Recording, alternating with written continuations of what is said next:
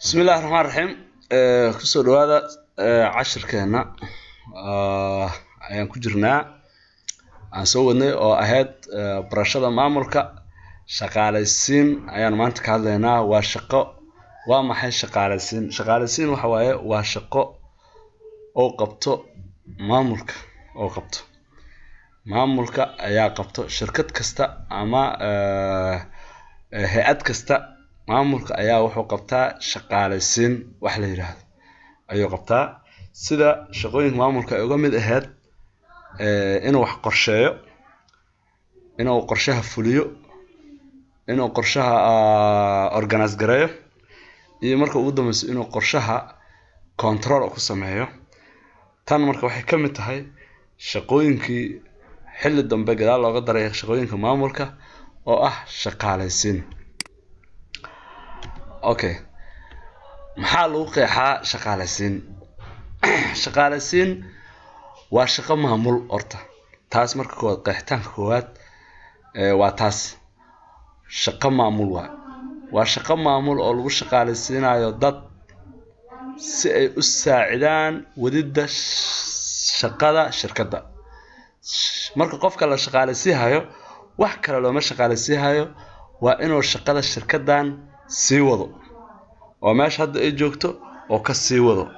markii loo baahdo oo macaamiil la helo ayaa shaqaalaha la qaataa sidaas ayay horay ugu sii soconaysaa shirkadda. yaa qabto shaqaalaysiin waxaa qabto waa maamul ayagana sidoo kale shaqada shaqaalaysiin waxaa qabto maamul ayaa qabto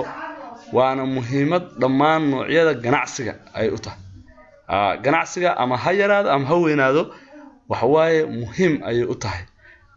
shaqada shaqaalaysiinta. waa maxay ujeedada marka laga leeyahay shaqaalaysiin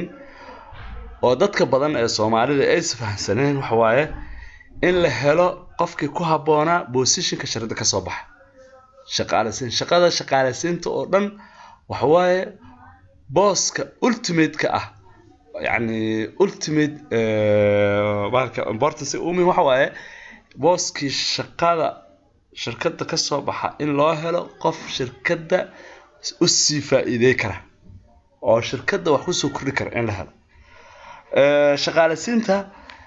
shaqadeeda waxaa kaloo ka mid ah oo ugu muhiimsan oo ujeedadeeda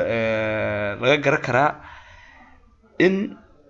oo qofka manager-ka ah xan raadiyo suuqa shaqaalaha siihiin shaqaalaha ma shaqaala jabana ma shaqaala raqiisaha waxaas inuu raadiyo laakiin ujeedada ugu weyn oo shaqaalaysiin laga leeyahay waxa waaye waa booskaas shirkadda ka banaanaaday qofka uu haboonaa in la helo kaas waaye shaqooyinka marka shaqaalaysiinta ay qabtaan inta badan waxaa ka mid ah shaqooyinkaas qiyaasidda shaqaalaha shirkadda looga baahan yahay koowa shirkad weyn haday tahay shirkad dhexaad haday tahay waa yani ninka maamulka waxa laga rabaa inuu qiyaaso maxaa loo baahan yahay shaqaalaha ma la badiyaa ma la yareeyaa qaabka shaqaalaha loo shaqaalaysiinayo ayadana waa shaqadiisa waa maamulka shaqadiisa waa qaabka shaqaalaha loo shaqaalaysiinayo ma interview laga qaadaa madadan u diraa hebel qof ii soo raadiyaan dhahaa qaabkaas doorashada shaqaalaha saxda ah markii dad badan isku keento qofka saxda inaad ka doorato waxaa kaloo jira tababarida shaqaalaha shirkadda si loo horumariyo shaqaalaha waa shaqaalaysiinta ayadana waxay ka tahay qayb weyn ayay ka tahay marka qof kasta oo maamulka ah waa laga rabaa shaqaalaha inuu qiyaaso xanta suuqa inuu raadiyo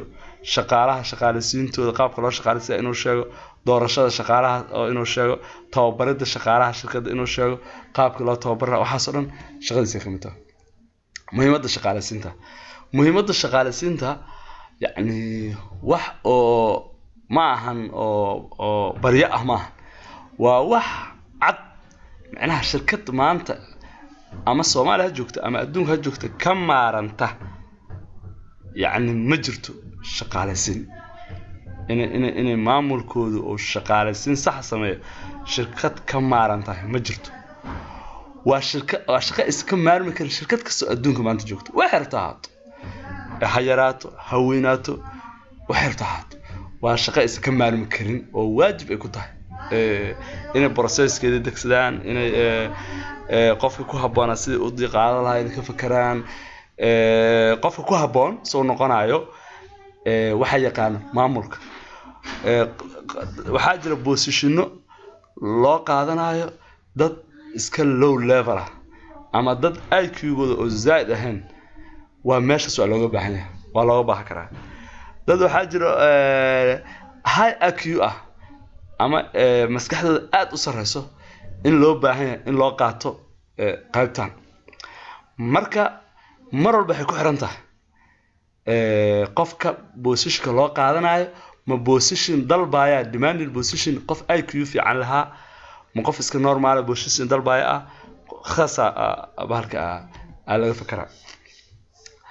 faa'iidooyinka laga helo waxaa kamid ah shaqaaleysiin sax haddaad company u samayso maxaa laga faa'iidaa inaad hesho shaqaale sax oo ku habboon shaqada waa macquul wax soo saarka shirkaddu inuu fiicnaado ilaa qof shaqaale fiican haddii aad qaadato wax soo saarka shirkadda fikir uu kusoo kordhinaa caqli uu kusoo kordhinaa hore u socodsiinaa waxa ay qayb ka qaadataa qanacsanaanta macaamiisha haddii shaqaalaha fiican loo qaato shirkadda macaamiisha weliba qaybta macaamiisha qaabisha dadka macaamiisha qaabilaan ama sales haadaan ama cabashada macaamiisha haadaan yani qof waa in loo qaataa shaqaale ku habboon sumcadda shirkadda ayaa kor u kacaysa haddii shaqaaleysiin saxa faa'iidooyinka laga helo waxay ka mid tahay sumcadda shirkadda inay kor u kacdo ayaa ka mid ah maxaa tusaale ahaan haddii la yidhaha shirkad hebel maanta Facebook soo dhigto ama idaacadda ka sheegto shaqaale cusub aan qaadanaynaa wax la heli karo ma aha magaalada waxa u galaysa shirkadaas intaas warnay shirkadaas aaba qaadato shaqaalaha shirkadaas CV geyso war Facebook ay soo dhigaan idaacadaha ka sheegaan ayaa la leeyahay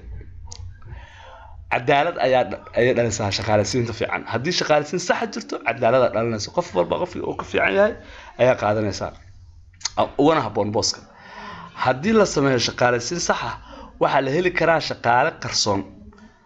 kuwaasoo noqon kara kayd macnaha shaqaalaha positionka markaa qaad saddex qof oo kale oo isdhihi kartay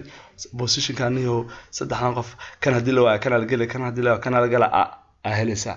macnaha markaas waxaa sameynaya kan koowaad offer usoo bandhigaysaa waxaa leedahay intaana kugu shaqaaleysiinaa saana ay u shaqeynaa saacadaas ay u shaqeynaa markaas wuxuu sameynaa hadduu kaas diido midkaas kala qaadanaya ama hadduu kaas markuu shaqadii qaato ayaan oo joogo oo kaa tago position qofkii kale oo ku xiga aa usoo wacaysaa marka tilaabooyinka loo maro hanaanka shaqaaleysiinta waxa waaye dibaan cashir gooniyan ka dhigi doonaa insha Allah kan maanta intaasaan kusoo gabagabeynaa wixii faahfaahina waxaa kala soo xiriiri kartiin lambarkaas oo shaashada in ku qoran cidii buugga iyo waxyaalahaas u baahan si wax loo maamulo shirkadaha loo maamulo ama shirkadu ha yaraato ama ha weynaato buuggaas uu idinka saacidaa insha Allah waa mahadsantiin dhammaan aad iyo aad mahadsantiin